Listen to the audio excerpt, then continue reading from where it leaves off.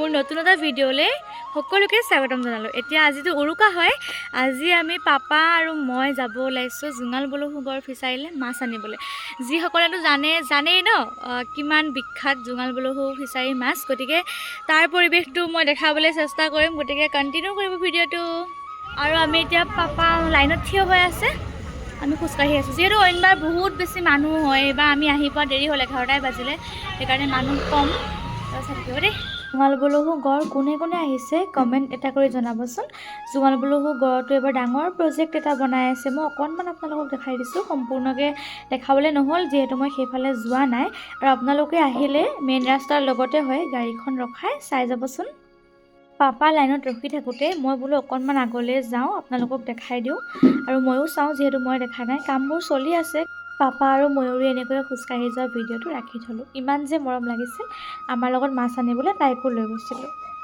মাছ লৈ ঘৰ আহি পাওঁ মানে মায়ে পিঠা বনাই আছিল আৰু ভিডিঅ'টো কৰাৰ কাৰণে বহুত গালি পাৰি আছিলে, যিহেতু গোটেই চাৰিও চাইডটো খেলি মেলি হৈ আছিলে বস্তুবোৰ। মই বোলো একো নহয় দিয়া, মানুহে জানেই বিহুৰ বতৰ ন, ইমান কামৰ মাজতো পিঠা বনাবই লাগিব। গতিকে চাৰিওকাষৰ বস্তুবোৰ মই ইমান ঠিক নকৰিলোঁ। বস্তুবোৰ বজাৰ কৰি পাপাই আনিছিলে, আনি এনেকৈ তলত মানে ঢালি থৈছিলে, যিহেতু শুকাই যায়গৈ সেইকাৰণে তেনেকৈ তলত ঢালি থৈছিল। আৰু মাৰ গালি শুনি শুনি মই ভিডিঅ'টো কৰিলোঁ। আৰু মায়ে কৈছে বোলে এতিয়া ভিডিঅ' কৰাৰ সময় নহয়, পিছত ভিডিঅ' কৰিবি। আৰে পিছত ভিডিঅ' কৰিলে কামখিনি আৰু কোনে কৰিব? কামখিনি কৰাৰ কাৰণেহে ভিডিঅ' কৰিছোঁ, হয় নাই?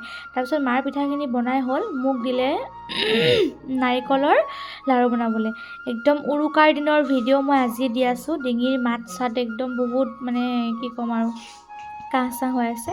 মই এনেকৈ লাহেকৈ লাৰি চাইছোঁ দেই, লাড়ুকেইটা হৈছে নে নাই। গেছ তলত নমাই লৈছোঁ যিহেতু ওপৰত মানে দিগদাৰ হয়। আৰু মই দেখিছেনে আৰু লাড়ু মঠি আছোঁ।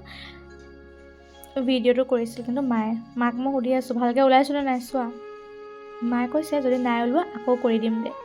এনেকৈ মই গোটেইকেইটা লাড়ু বনাই থৈ। নাৰিকলৰ লাড়ু বনাই বাৰু কোনে কোনে ভাল পায় আৰু খাই কোনে কোনে ভাল পায়।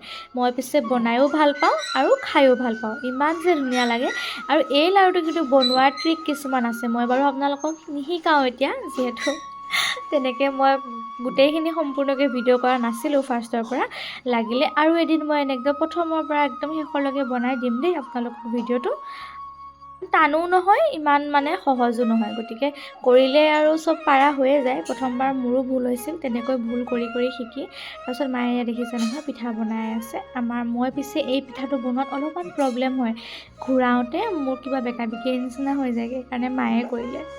লাড়ুকেইটা বনাই হ'ল, তাৰপিছত মই আকৌ লাগিলোঁ নাৰিকলৰ চিৰা বনাবলৈ নাৰিকল ৰুকাত। যিহেতু নাৰিকলৰ লাড়ুকেইটা বনাই থ'লোঁ, টান হ'লেহে ভাল হয়, সেইকাৰণে মই ধুনীয়াকৈ এইকেইটা থৈ দিলোঁ। থৈ পেলাই আৰু চিৰা বনাবৰ কাৰণে নাৰিকল দেখিছেনে চাটনি কুটাখনতে মই এনেকৈ মাৰি আছোঁ।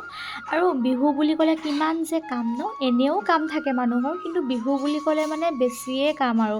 গতিকে এনেকৈয়ে যা যোগাৰ কৰিলোঁ। আৰু নাৰিকলৰ চিৰা বনাবলৈ মই ধুনীয়াকৈ নাৰিকলখিনি মানে অলপ সময় সানি থৈ দিছিলোঁ দেই চেনিৰ লগত। আপোনালোকে কেনেকৈ বনাই জনাবচোন, চবৰে বনোৱা পদ্ধতিবোৰ বেলেগ বেলেগ হয়নে?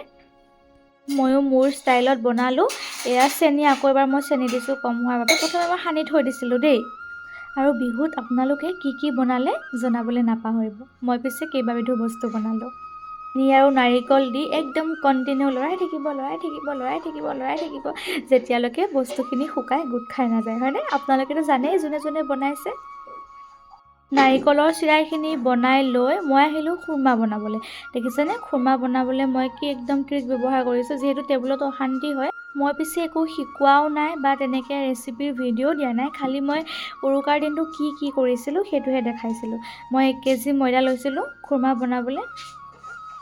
বিহুৰ পিঠা পনাৰ প্ৰস্তুতি গোটেইখিনি আপোনালোকক দেখালোঁ। কালি ৰাতিপুৱা এখন কাঁহীত গোটেইবোৰ লৈ ধুনীয়াকৈ দেখাম দেই, কিন্তু এতিয়ালৈ দেৰি হৈ গ'ল। আৰু এতিয়া ভাত খাই আছোঁ আমি, উৰুকাৰ ভাত। এয়া দেখিছে, হাই কৰি দিয়া চিকু, হাই, কি ক্লাছা? এতিয়া আহিছোঁ দেই, ভিডিঅ'টো কণ্টিনিউ কৰাৰ বাবে ধন্যবাদ, বাই বাই।